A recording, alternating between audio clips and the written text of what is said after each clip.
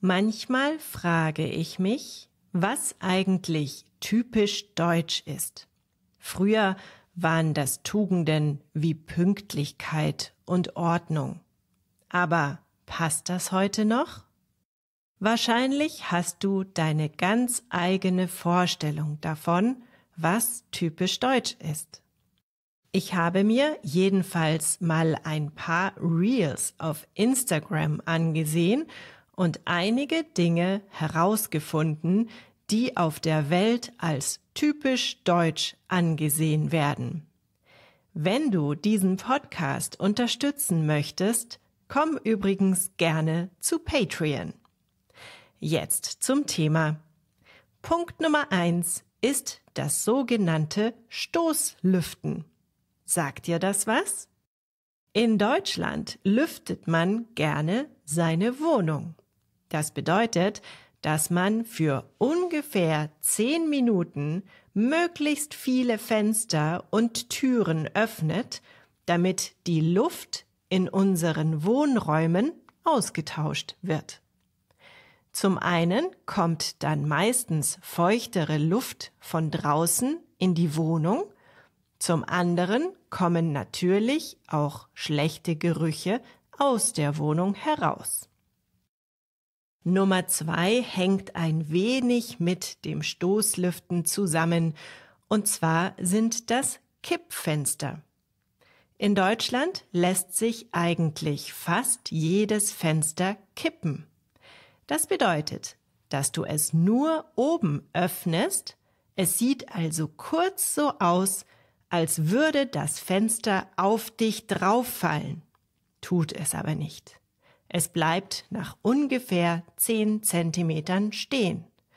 So hast du oben am Fenster einen breiten Spalt und es kann ebenfalls frische Luft hereinkommen.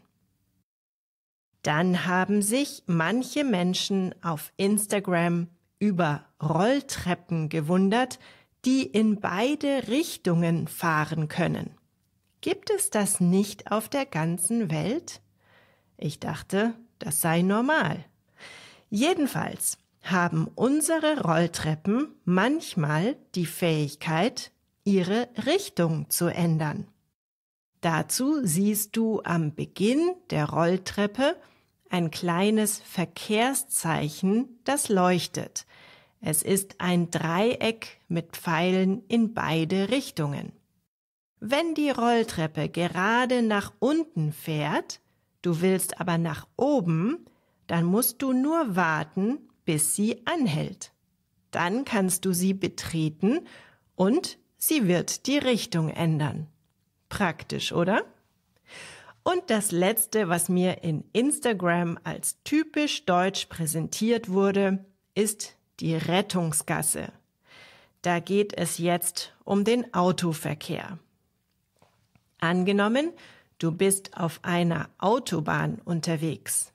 Die Autobahn hat 3 Spuren. Dann entsteht ein Stau, weil zum Beispiel ein Unfall passiert ist. Dann ist die Autobahn voller Autos und der Krankenwagen oder die Polizei kommt nicht bis zur Unfallstelle. Oder? Falsch. Denn die Autos auf der linken Spur fahren dann ganz weit nach links und die Autos auf der Mittelspur fahren auf ihrer Spur möglichst weit rechts. So entsteht genug Platz, damit Rettungsfahrzeuge eine eigene Spur bekommen. Das nennt man Rettungsgasse. Übrigens hat das früher gar nicht gut funktioniert, aber in den vergangenen Jahren gab es viele Aktionen in Radiosendern und anderen Medien, die darauf hingewiesen haben. Mittlerweile klappt es super. So, fallen dir noch andere typisch deutsche Dinge ein? Ich bin gespannt, wie du von außen auf mein Land schaust. Schreib gerne in die Kommentare. Das war Slow German, der Podcast zum Deutschlernen mit Annik Rubens. Mehr gibt es auf www.slowgerman.com.